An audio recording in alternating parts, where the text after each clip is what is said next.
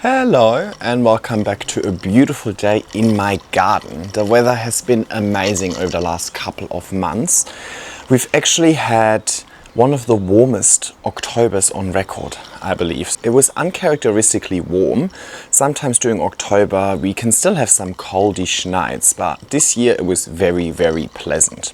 Which means that we should now enter the time of the year where my plants that grow out in my garden are actually outperforming the plants that I keep inside, because the conditions should be much better outside over the next few months. Which means that it is time to bring a few more plants outside. 5 months ago, I started taking a few of my precious plants inside to let them overwinter, because during winter it can be quite cold and wet, which causes a lot of fungal issues. So a few of my most precious ones have overwintered inside, but yeah, it's been a bit cramped inside, and I think some of these plants would just have a better time growing out here over the next few months.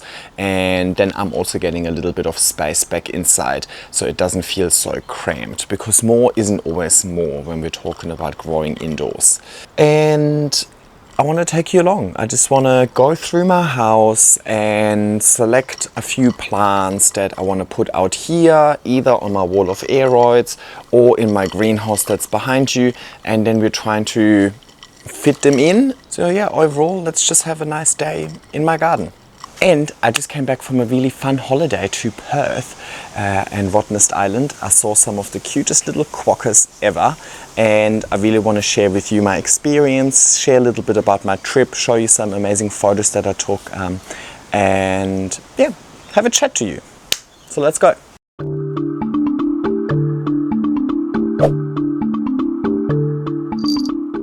Hello everybody and welcome back to my YouTube channel. I would like to show you something really cute. Are you being a good boy out here? Can you be trusted?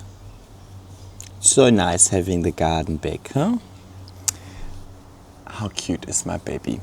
Anyway, while Bradley is supervising out here, I think we should start browsing through the house and finding any plant that I want to move outside.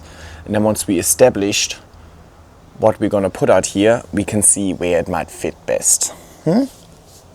You gonna help, or you just gonna supervise? You're so gorgeous. I'm so well behaved today, huh? So guys, it is actually almost the beginning of November now. I was supposed to do all of this much earlier on in the journey, but I was really busy last month. Not complaining about that. So yeah, I don't know. I feel like I'm a bit behind on my spring prep this year, but I think I can just blame all of it on the delay of the fence, right? I think let's just do that. And I've got this little action camera over here, and I want to try something. I want to try just pinning that on here. I have like a little magnet under my shirt, and I want to see if this gives you like a cool point of view. Would help if I press record. Yeah, so point of view of me grabbing all the plants. All right, let's go. See what we can find. Oh, this is not working already. Okay, let's try this. Oh, this one.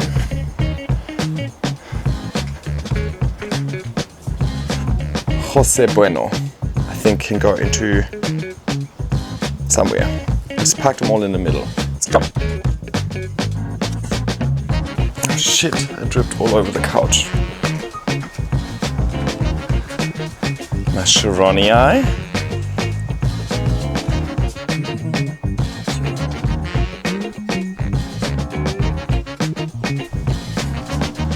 Tabapoense. I think this one can stay here. And this one can stay here. So good. Oh.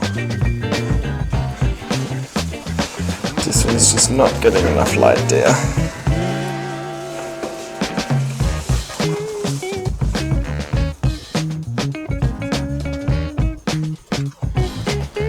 Variegated Milano.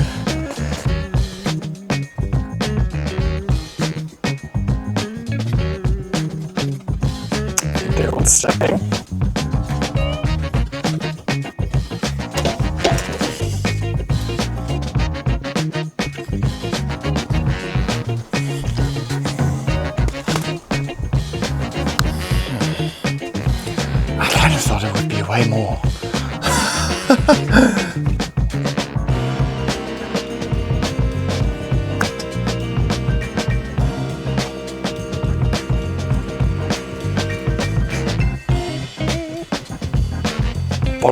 on, Angela.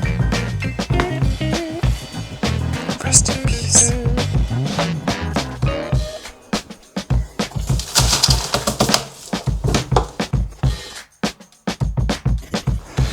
And a whole box full of sad looking anthuriums. Okay, this thing sucked. Sauce, but I tried. A little bit annoying with the harsh sun coming in now, but what can we do? Is what it is. It was supposed to be overcast. Last week we actually had really hot weather. We already had a 39-degree hot day, so I actually wanted to film this video last week, but then I thought maybe let's not put them out when it's 39 degrees the next day. It's maybe a bit too much of a shock. So over the next few days you can see that it's going to be rainy, which is good because it's been very dry over the last month. You can see that it's kind of like 13 degrees as a minimum, so that's actually still quite cold. And then 24, 17, 18, 21, 23, 24 and so on. But overall I feel like it's not too big of a jump for these plants to go out. Maybe a little bit too cold for my liking, but I just don't want to wait any longer. So let's think this through. Here it's pretty sunny.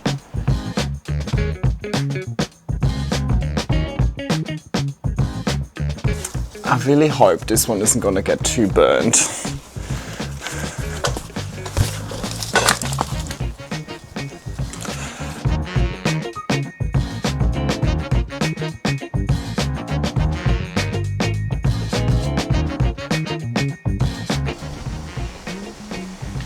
It looks terrible.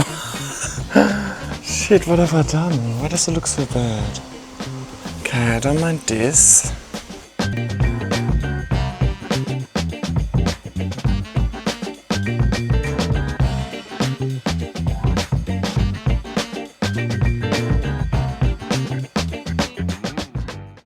See if that worked better. Slightly better, huh? I suppose we also just need to give the plants a bit of time to grow into that space, and then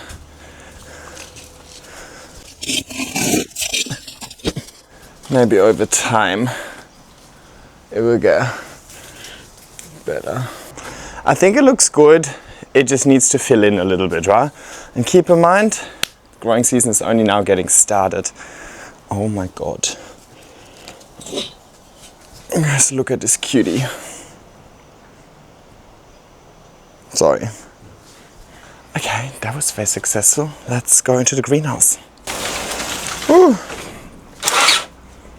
Misting just came on. Put this on the wall.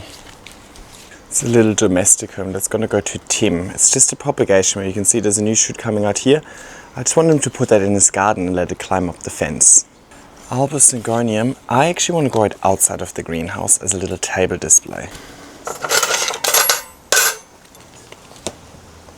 Put the variegated Milano in here.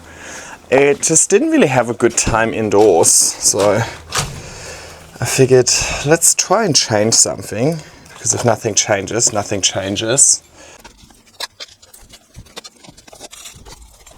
Guys, this is my Discoria discolor. There's the first shoot coming out now.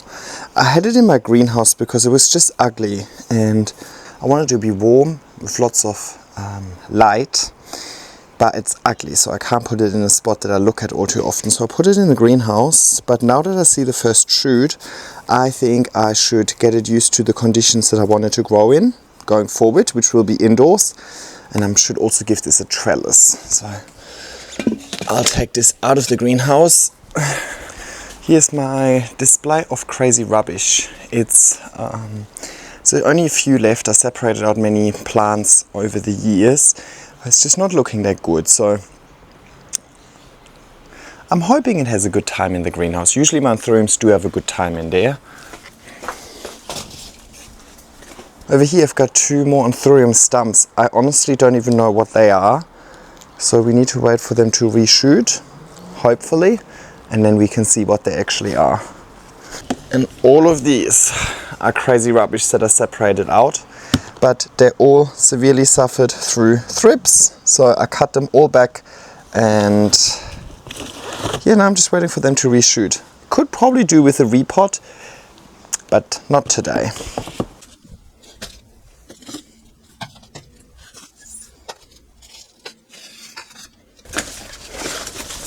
Maybe I'll try this alocasia here. Yes, I cut off my alocasia copria.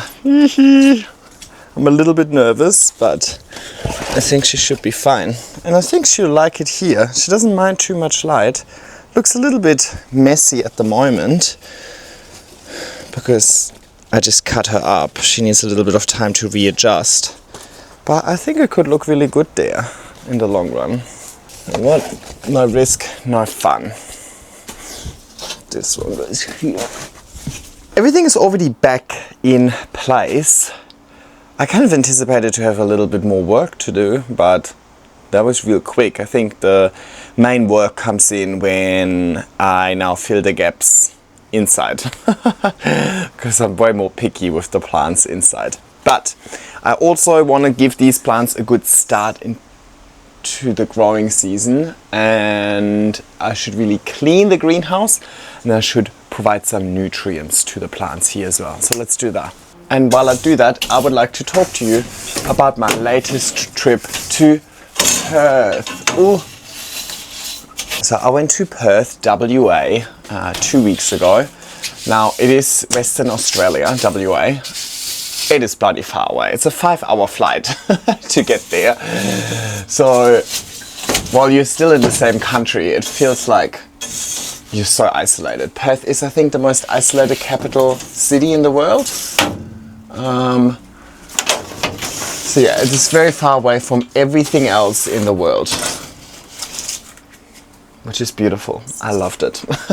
Now the reason for my visit is because Technology Australia, the nutrients that I've been using ever since I started this hobby, are headquartered over there, and they invited me to have a chat to their head chemist, get to meet them, talk to him, pick his brain. Yeah, because we want to work a little bit closer together going forward. On that note, I'm using the Foliage Focus and Root Zone in here. Hang on, got a delivery. Oh, how disappointing. It wasn't for me, it was for the neighbors. Bummer. Anyway. So yeah, I've got their Foliage Focus and their Root Zone in here. Now, I don't provide enough nutrients in my greenhouse, I have to say.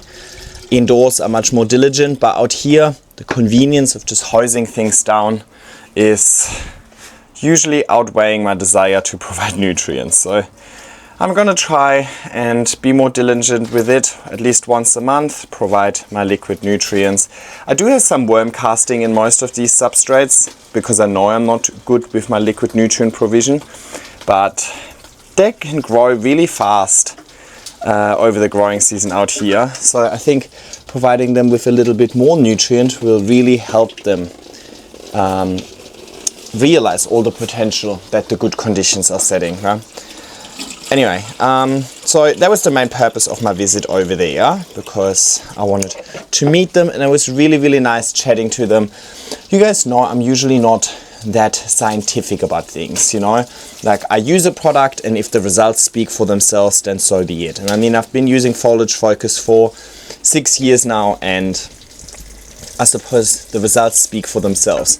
I have great success growing plants. But sometimes it's nice to dig a little bit deeper, and especially given so many people are using Foliage Focus on the back of my recommendation, I thought it might be time to actually understand a little bit more about the product rather than just using it.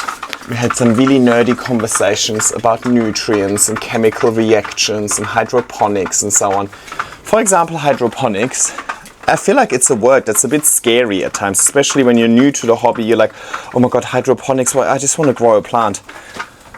Hydroponics is basically growing without soil. So growing in my aroid mix, there's no soil in there. My moss, that's not soil. So basically anything on a moss pole is hydroponics. You don't need to always do semi-hydro with like a water reservoir and leca or pond or whatever.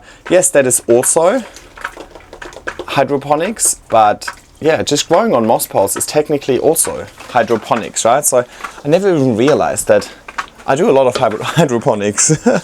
So it makes sense to use a hydroponic nutrient as well.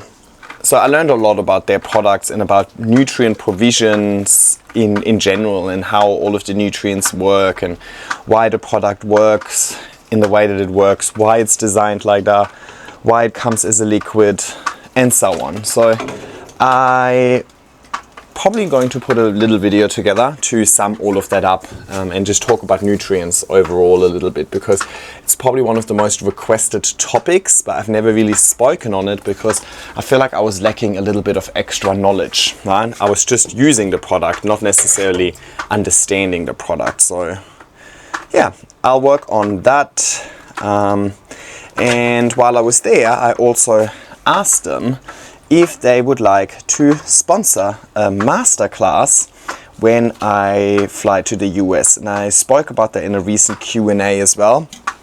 But in that Q&A I mentioned that I'm not certain yet whether or not the masterclass goes ahead. I can now tell you that it's gonna happen. So when I'm in Charleston on the 25th and 26th of April, I will also hold a masterclass, one on Saturday, one on Sunday, and it is free to attend. So if you already are a ticket holder, you can just attend the event. It's first come, first serve basis. So I'm not sure how big exactly the venue is where I can hold the masterclass, but the idea is that it's like about an hour of all of my top tips, and if you're there at the time of the event, then you can just join for free. Sponsored by GT Australia. Thank you very much. So yeah, it was really important to me that it is for free for the attendees, because you already paid for the ticket, and I am trying, and I would love to create as much value as possible to the ticket holders, right? So you get the most out of the ticket that you bought. So thank you, GT, for making that happen. Okay, I need more water. I'll be back. Alrighty, I'm back. All right, what else happened? So that was really nice, and it was really nice to finally meet them and have a conversation. It's very nice to see we're very much like-minded, and I really appreciate how they are a small company. They founded in Australia about 40 odd years ago. They do all of their research in-house. Everybody that works there has worked there for many, many decades. So they're like a little chosen family. I just really enjoy working with companies like that and support them, but of course it needs to be mutual as well. So part of my visit to WA was to establish a more professional relationship with them, because I love their product. I've been using it for so many years, and I've been advertising it for so many years, just because I actually use it, and I obviously don't want to gatekeep, but I've never really had a commercial arrangement with them. So it is nice that we are able to combine both, that we can find some sort of commercial arrangement, and I can keep working with a company that I really, really believe in, and that I can actually comfortably recommend to my audience. Enough of that. That was the work part. After that, my trip to Perth turned a little more fun. I was able to meet Fizzy, who is an Australian creator. I've followed her on Instagram ever since I remember having plants. So she's kind of like an OG Australian plant parent, and she invited me to her home. So I was able to see Mozzie. I was able to see her beautiful house and her doggos, and she also has a really cute business over there where she sells plants. So next time I'm in Perth, I really want to go, maybe do a meetup at her place, maybe do a masterclass over there as well, maybe go to her house and film a YouTube video. I'm not too sure if that's something that you'd be interested in, but yeah, we got along really well. But this time around I didn't film anything with her. I just wanted to meet her. It was the first time I met her as well, so kind of nice to just meet her as a person rather than rocking up with a camera and being like, hello, welcome back to my YouTube channel. But yeah, it was really nice. You know, when you meet people for the first time, but you just get along so well straight away, like it just feels like you've known them for ages. And I suppose because we followed each other on Instagram for so long, it feels like we do know each other for ages. But yeah, that was really nice, and that was not planned. She just DM'd me and I was like, oh my god, I fully forgot you live in Perth. Actually forgot I have a lot of friends in Perth. I only realized when I was there, I was like, oh my god, so many people that I know here. I also explored their botanic gardens over there. Western Australia is known for their natives. They're so isolated from the rest of the world. They have very unique plants over there. So lots and lots of Australian natives, lots and lots of Banksias, and I really enjoyed the botanic gardens with their natives over there. I always think of Banksias as like a bush. But they had a lot of Banksias that are kind of crawling, and I thought they were so cool. So hopefully the B-roll on the side is doing it justice. It was honestly really, really nice. I really enjoyed that.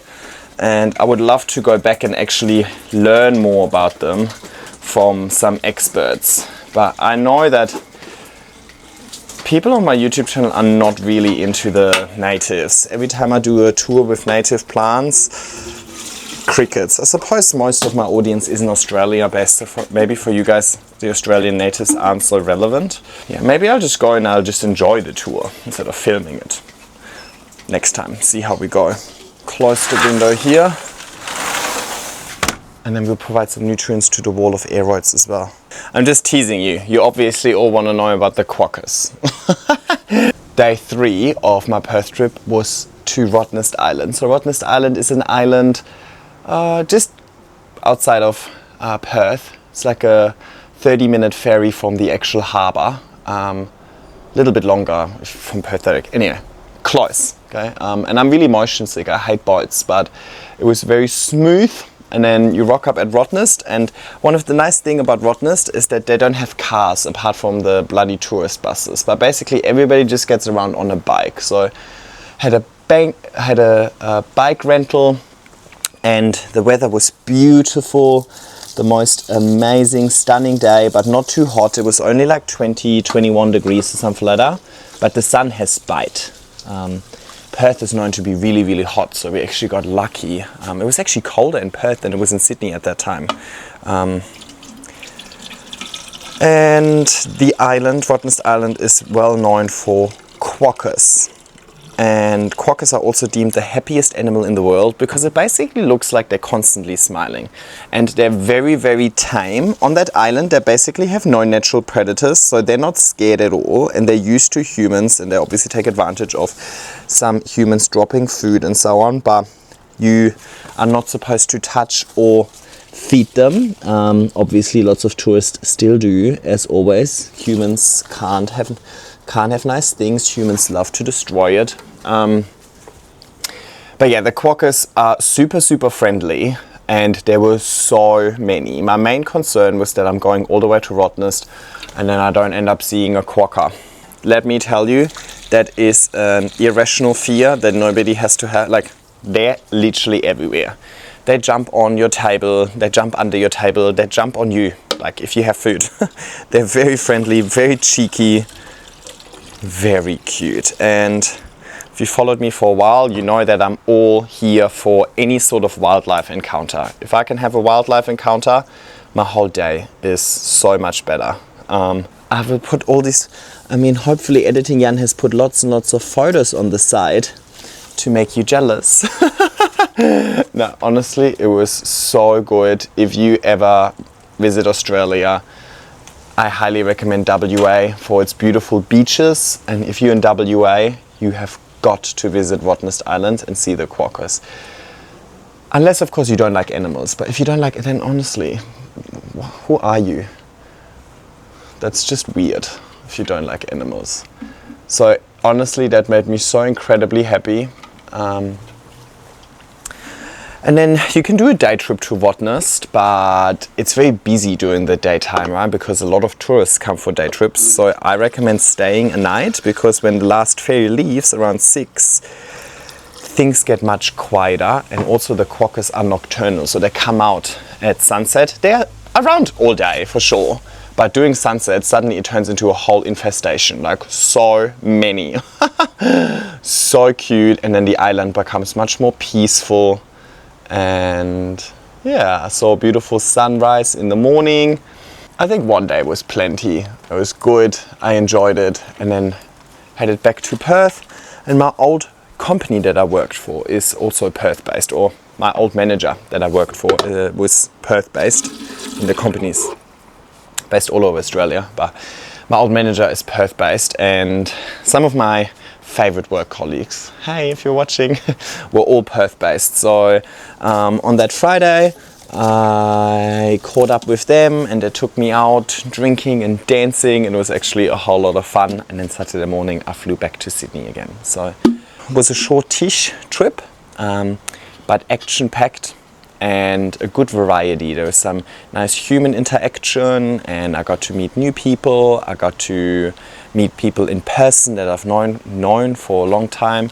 I've had my wildlife encounter, I had my nature.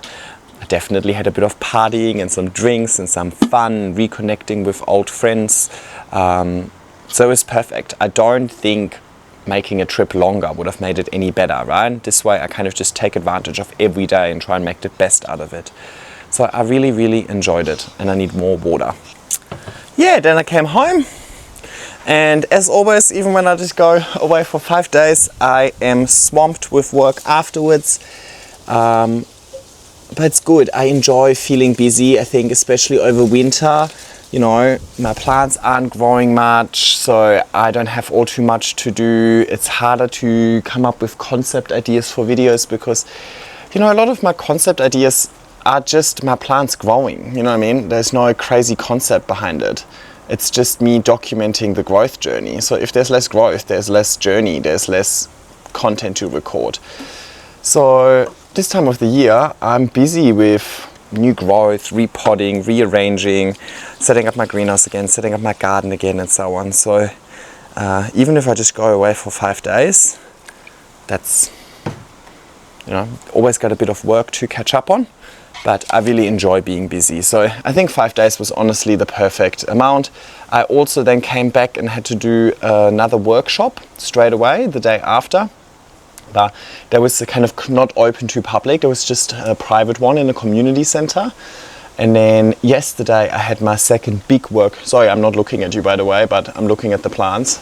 And then yesterday I had my second big workshop, the moss pole workshop, which went really well again. So it was so nice to see people attend both workshops as well, the first one and then the second one, because they also build on each other. So that was kind of the intention, but I wasn't sure if people would attend both.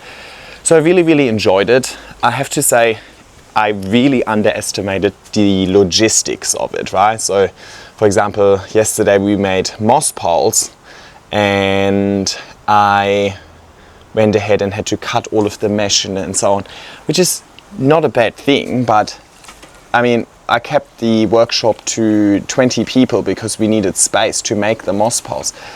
It would be hard to scale that up to more people. And making moss poles is also quite expensive, so the resources that go into the workshop were actually also quite expensive. Luckily I was able to do things in bulk, and Jack sponsored the mesh, for example. So that's good, but I definitely think going forward I will turn it into more of a masterclass, so it's not so hands-on but more just visually represented, and then I leave it to people to make their own moss poles at home. It was good to be there and help people out on the spot, and I suppose that's what the whole purpose was, and I enjoy it, but I don't think I can do that all too often. Plus, of course, you know, there's only so many people in Sydney that haven't made a moss pole themselves yet who want to attend a moss pole workshop. So I think it would be good for me to broaden that service offering and do it online, but obviously when we do it online there is no workshop aspect, it's more a masterclass, right? Definitely build up my confidence level so that I feel confident doing it in the US when I'm there early next year. My problem is the 2 workshops combined was probably 4.5 hours. I mean, obviously there was a activity involved as well that would have taken up at least an hour, but I have a lot to say. I can talk, guys. So my biggest challenge will be to edit the workshop, or to edit the masterclass to only include the most important parts, so I don't take up too much time, because when we're in Charleston nobody wants to listen to me for 4 hours. We want to go explore the Expo and go shopping and see all of the stalls, right?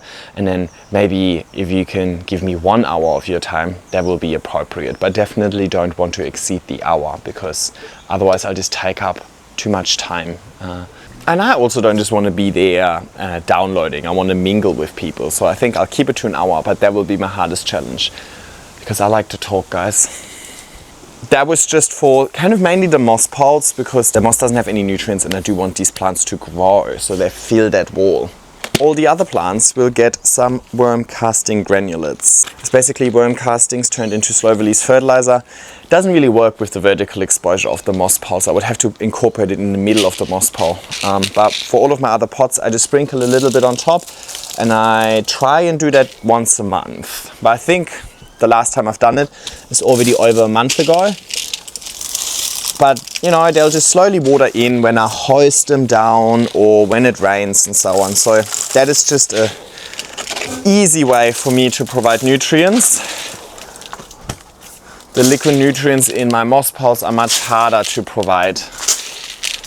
Oh my god, I really need to clean up these garden beds as well. They're so messy.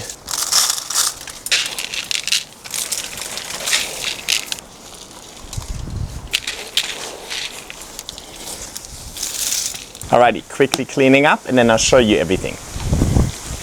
Oh, how beautiful is this golden robinia that came back as well. But let me bring you a bit closer with my phone. Alrighty, this is it when you first walk out. Wall of aroids is looking lush. Seating area is looking lush. This little area behind the greenhouse is looking dead. But the banana is looking good. That's you guys. And then the greenhouse is looking, I wouldn't say lush, but full. I just need all of these plants to kind of reshoot a little bit and regrow, but hopefully over the next few months and with some more diligent nutrient provision, it will happen. Look at this.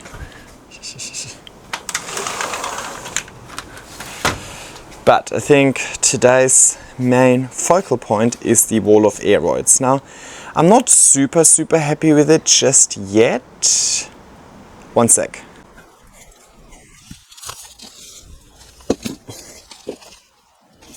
Nasibo Blue has not done anything in so many months now. I'm so pissed off.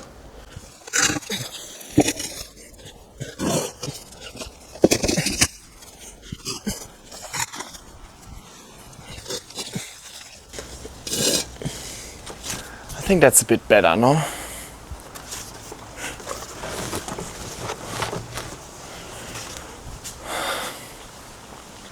Okay, just moved a few things around. I think it's looking good. See how we go. Yeah, I mean, we're getting new growth on here already. This is nice spring growth, and the plant is almost pregnant again. Over here we see lots of new reshoots. New shoots here. This one is already actively growing. This one is trying.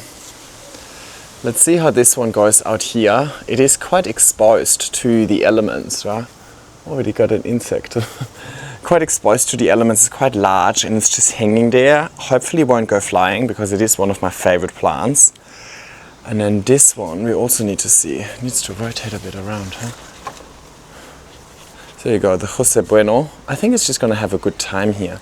Maybe it's more greenhouse potential, but I was looking for something that fills that gap at the top over there. And I think it should be just fine. It doesn't need the high humidity that the greenhouse got to offer. This one, Steiermarkia, is growing again, so I'm really happy about that. I was worried about this one not surviving winter, but it did, and it's such a nice pop of color.